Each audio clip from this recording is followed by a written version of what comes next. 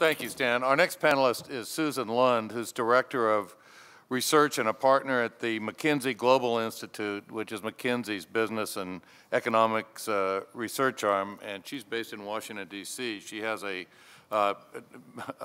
significant portfolio of research, reports, and writing in both the economic and academic and popular press on issues related to global financial markets, economic growth, et cetera. So let me welcome Susan. Thank you very much. It's an honor to be here.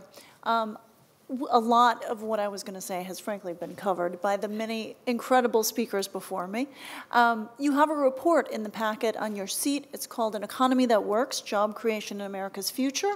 It's some work that we did at McKinsey looking at this issue of jobs and job creation. And when we look out over the next 10 years, what will it take to get Americans back into work?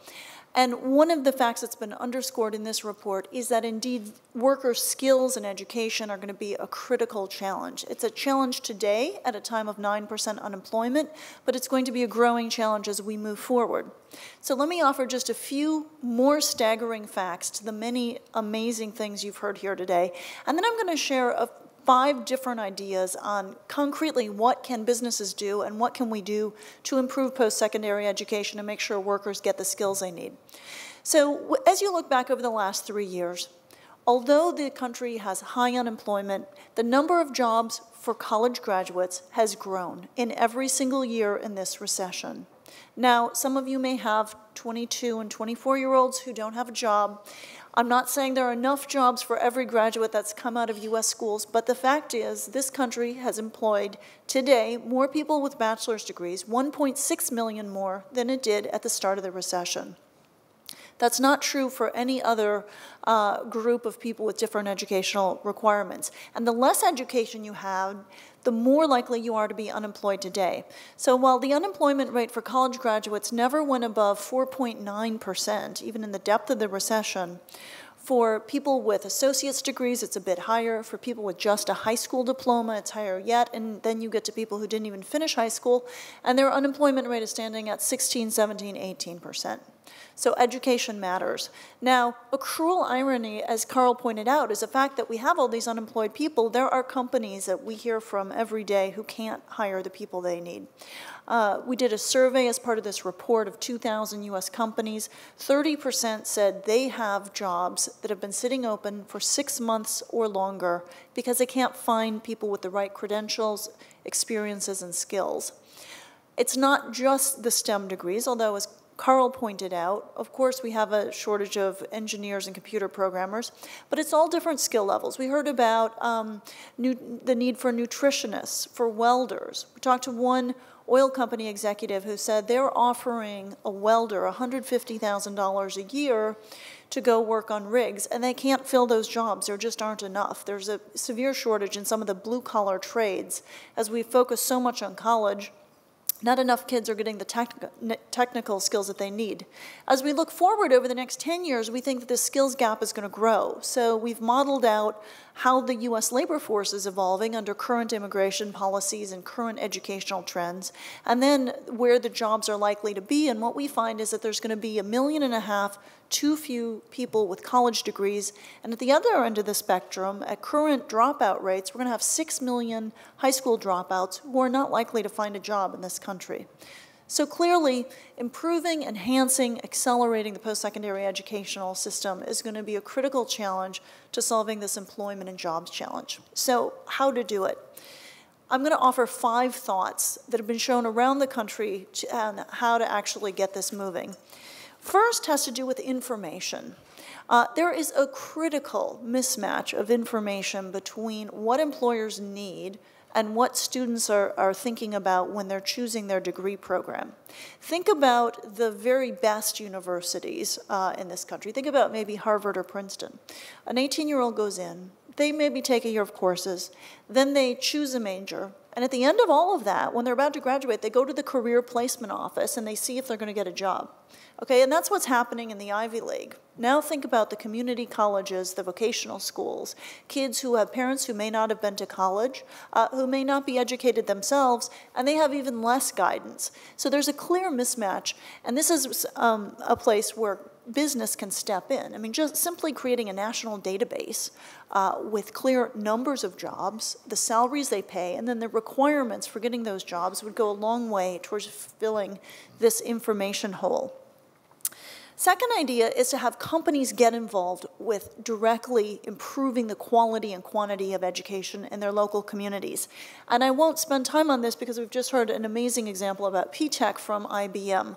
But IBM is not alone. You may have actually gone the farthest in actually setting up a high school, but there are many other companies across this country who work with local community colleges and technical schools to revamp the curriculum and make sure that the students coming out can be employed. And this ranges from, for instance, Delta Airlines is a great example. They work with Clayton State University in Georgia, and they've set up both 2-year and 4-year degrees in airline management. They're now setting up call centers on different university campuses, so students can earn money and learn the call center skills to be a reservation agent, and then come out and actually get jobs. There are many examples I could point to across the country. And yes, it's ad hoc. It's not happening at scale, but this is where CED comes in. More coordinated effort by businesses in different areas could really move the needle. We don't need to wait for the entire K-12 educational system to be overhauled. The third idea that I'll mention is making educational attainment more modular. We've been hearing from nearly every speaker about the tremendously high dropout rates in post-secondary education.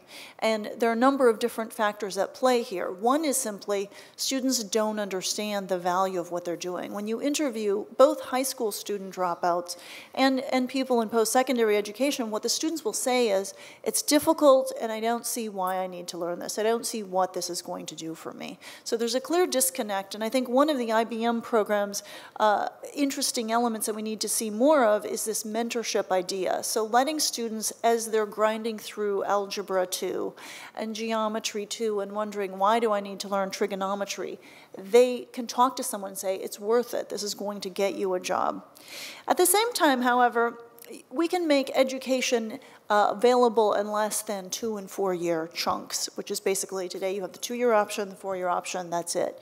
The National Institute of Manufacturers has taken the manufacturing skills for advanced manufacturing and set up a series of what they call credentials. They're mini certificates, and you can go and in a matter of, it depends on which certificate, but in a matter of a few months you can take some classes and receive a certificate. Then you pile up these certificates until when you get enough, it's the equivalent of a 2-year degree, and you can then even feed that into a 4-year degree. But there's got to be something so that people, maybe between jobs or students who have to work while they're going to school, can get a credential that they can then take to an employer. And instead of saying, well, I started but didn't finish, they can say, no, look, this is what I've achieved. And these are, in fact, the skills that I can perform for you. So there's a huge opportunity around creating a much more granular credentialing system. The fourth idea is simply to raise graduation rates. I mean, it's staggering. I didn't realize this notion that 7% of students in Chicago who start community college ever get a degree is staggering.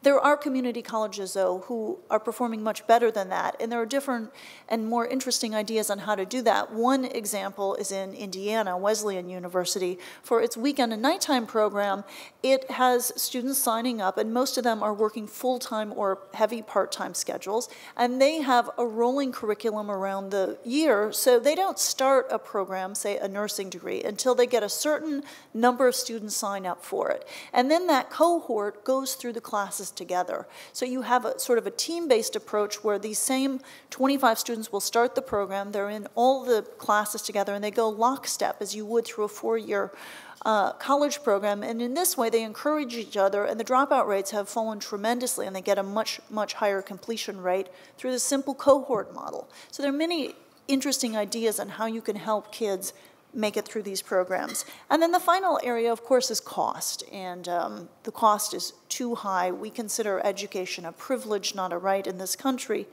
And we make, we're putting students in debt. We're working through a housing crisis, and American households that are deleveraging and trying to pay off their debt.